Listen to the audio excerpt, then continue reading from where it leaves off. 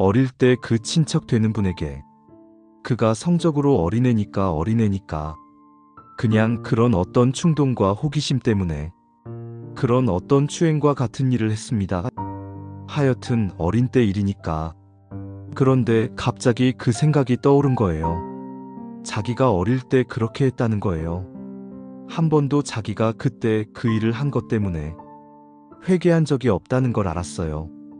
하나님, 제가 그때 철이 없었고 너무 어렵고 그리고 어떤 성적인 충동이 내가 사로잡혀져서 한 일이지만 생각해보니까 너무나 잘못한 일이에요. 이건 너무 수치스러운 일이에요. 그런데 자기가 왜 그런 음란한 습관에 계속 사로잡혀 있었는지를 비로소 깨달았어요. 그 뿌리가 그때부터 내려가 있는 겁니다. 그래서 그가 하나님 앞에 하나님, 제가 그때 제가 저질렀던 죄에 대해서 회개합니다. 정말 그것은 잘못된 일이었습니다.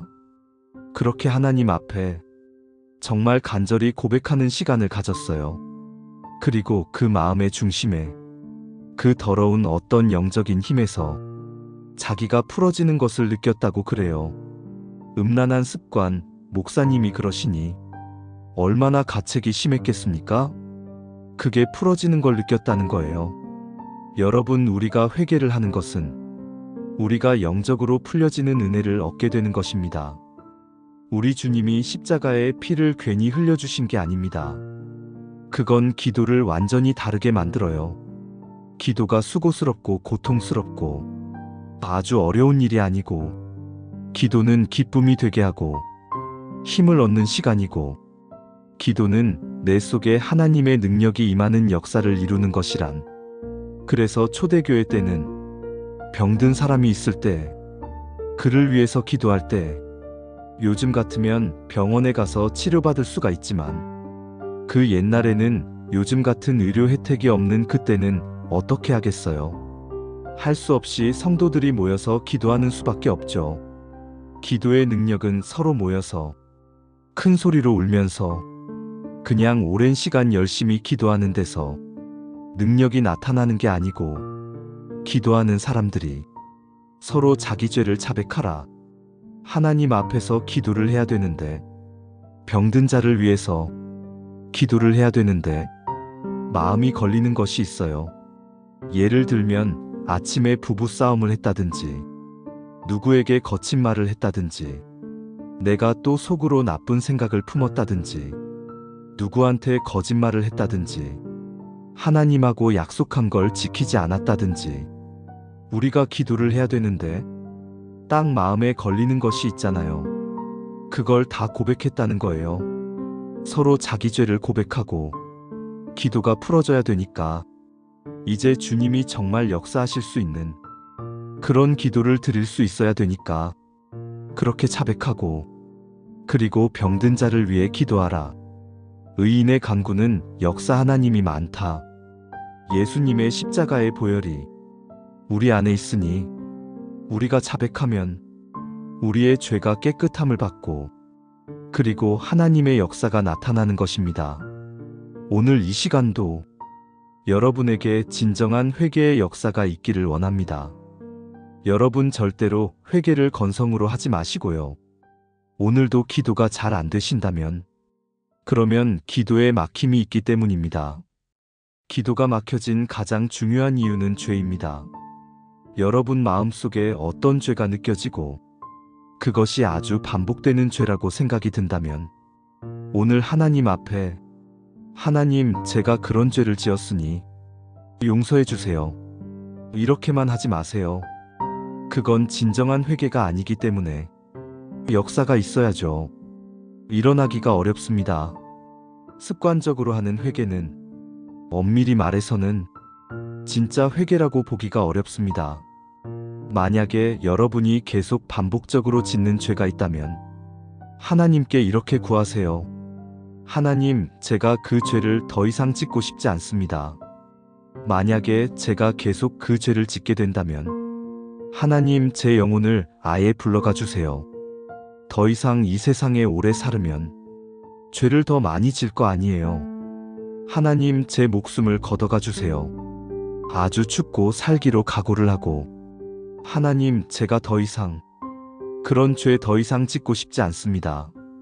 하나님, 저를 차라리 그냥 데려가 주세요. 저를 죄의 종으로 그냥 두실 거면 제 영혼을 지금 걷어가 주세요. 여러분이 진짜 하나님 앞에 정말 죄를 끊어버리고 살기를 갈망하면 이미 그 능력을 주셨다니까요.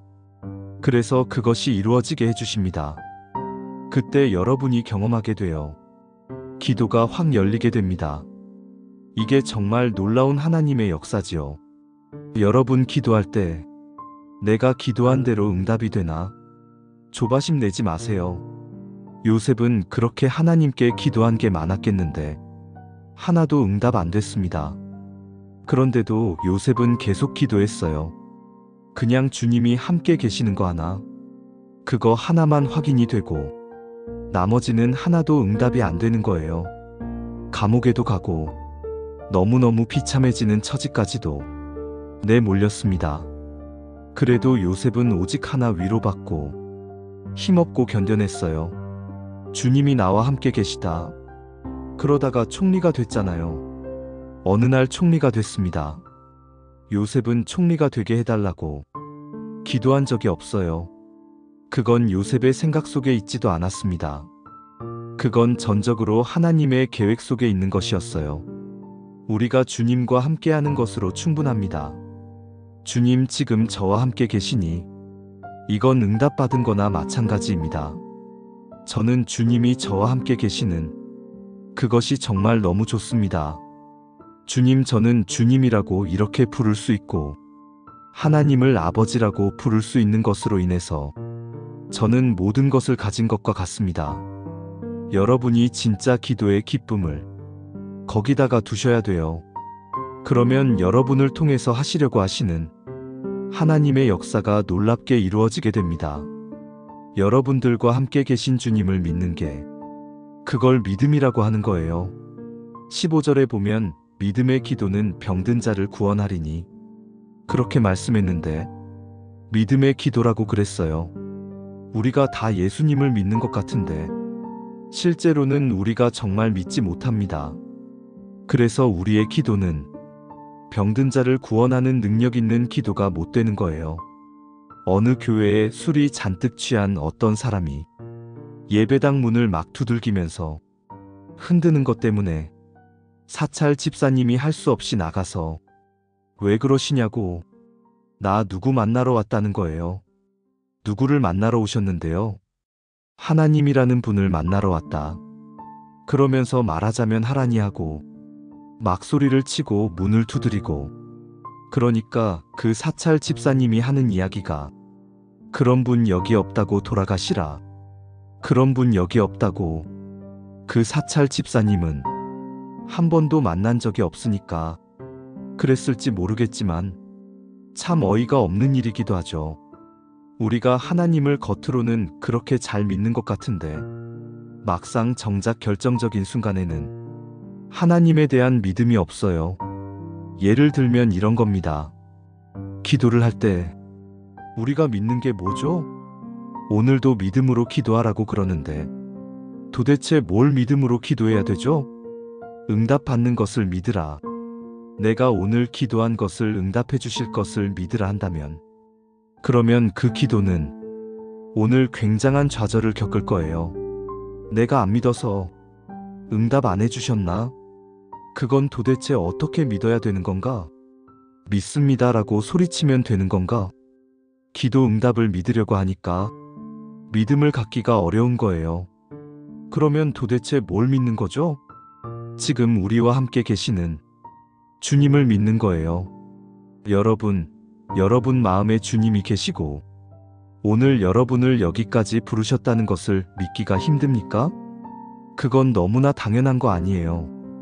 여러분이 오늘 이 자리에 와 있다는 것 자체가 주님이 여러분을 여기까지 인도하셨다는 확실한 증거잖아요.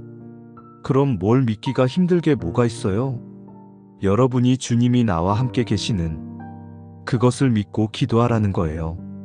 내가 지금 드리는 기도는 이건 정말 이루어질 것 같지가 않아요. 그러나 주님이 나와 함께 계시는 것은 너무나 분명해요. 그래서 주님께 맡겨드립니다. 그렇게 기도하라. 그러면 여러분이 믿음으로 기도하는 자리에 들어가게 됩니다. 주일 예배 끝나고 어느 분이 오셔서 인사를 하시는데 뭐라고 그러시냐면, 목사님, 저 대장암에서 고침을 받았습니다. 깜짝 놀랐어요. 지난번에 목사님이 저를 위해서 기도해 주셨죠. 그래서 제 대장암이 깨끗하게 치유됐대. 저는 그분이 대장암인 줄도 몰랐고 그분도 그날 처음 보는 것 같았어요. 당신은 전에 기도를 받고 가셨대요. 대장암인데 기도해 주십시오. 제가 그분을 위해서 기도했는데 그 뒤에 하나님이 걸쳐주셨다는 거예요. 저는 전혀 알지 못했는데 그때 제가 깨달았어요. 제가 그날 그분이 대장암인데 저를 위해서 기도해 주십시오. 그분이 대장암에서 고침을 받을 것을 믿고 제가 기도를 했을까요? 사실 저도 암 환자가 이렇게 오시면 정말 가슴이 조마조마해요. 이분이 정말 고침을 받을 수 있을까? 암에서 정말 기적적인 치유를 받을 수 있을까? 혹시 고침을 받지 못하면 어떡하나? 그런 의심이 제 속에 계속 같이 들어일어요. 하나님은 기적을 행하신 하나님이셔. 그러나 또 아닌 사람들도 많던데 그런 경우를 저도 똑같이 겪죠. 저는 기도를 받으러 오시는 분들이 오면 이제는 딱 하나만 믿습니다.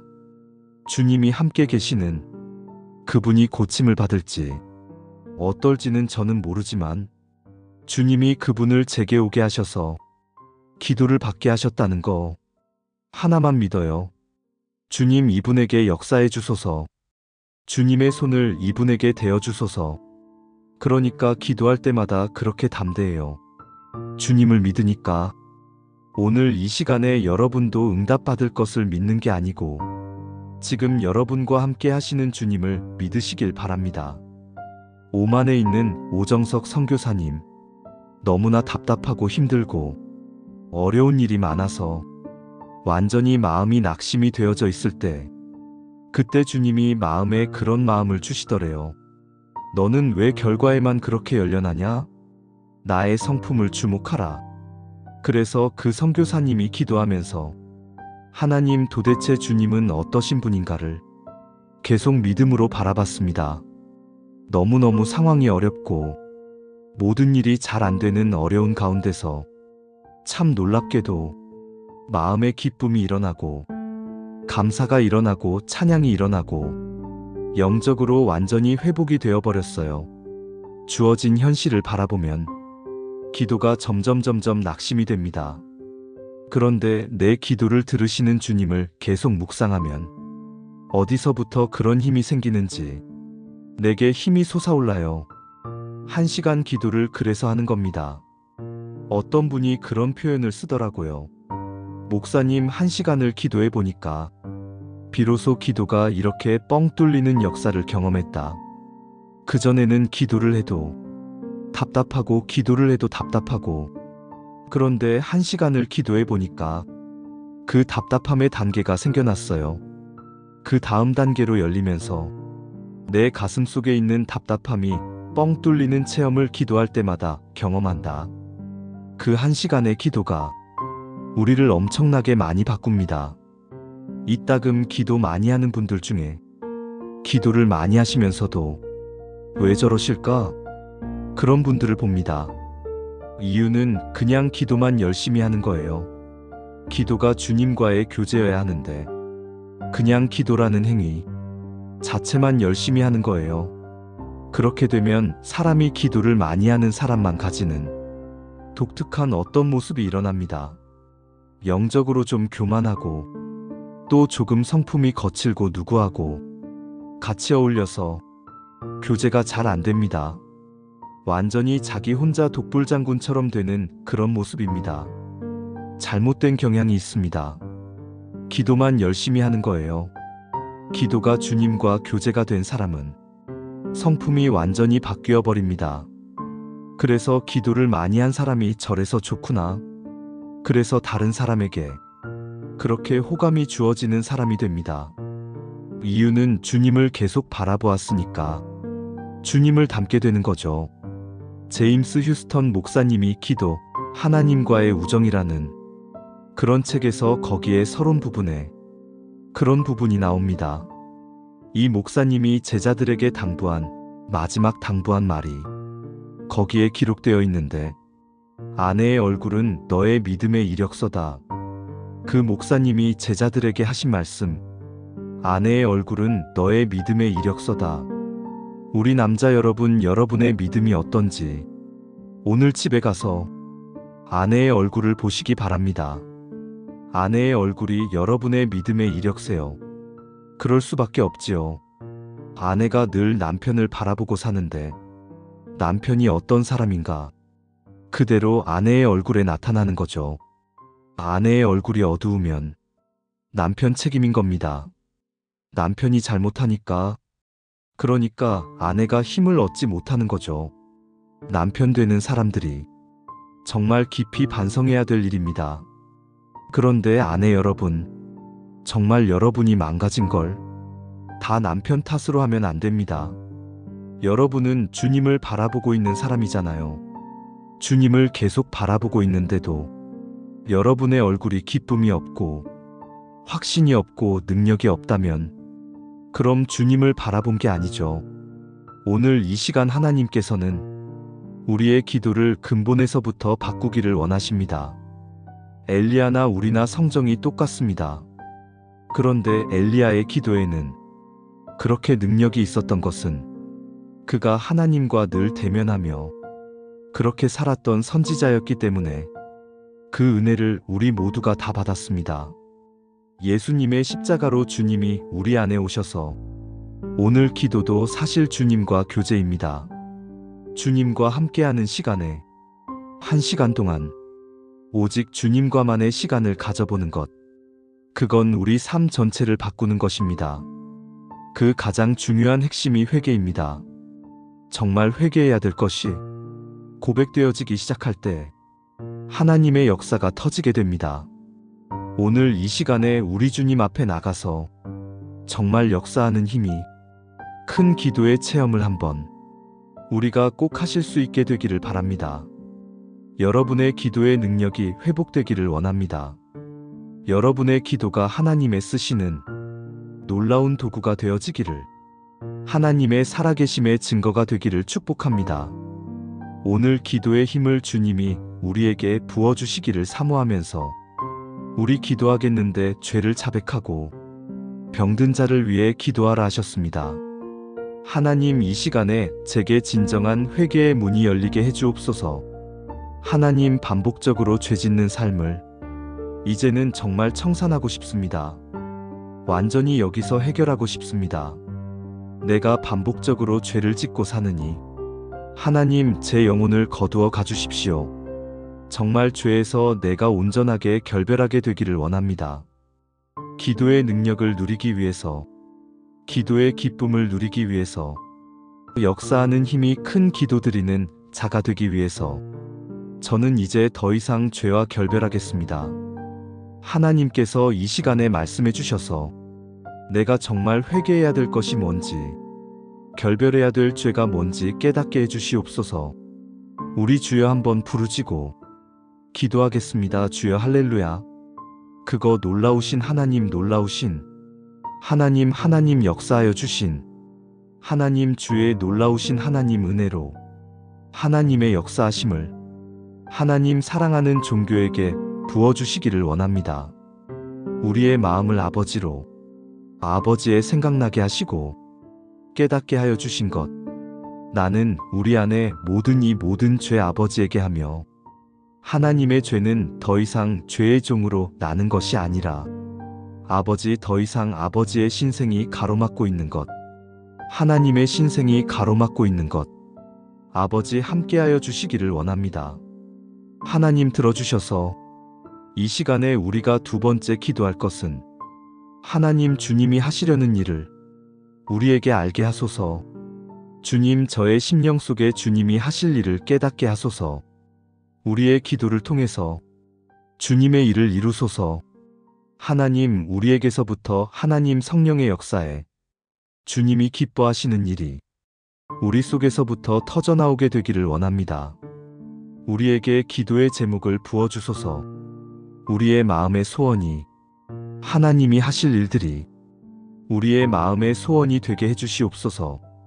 이제 우리 기도하실 때 주께서 주의 성령께서 여러분에게 계속해서 기도 제목을 부어주실 것입니다.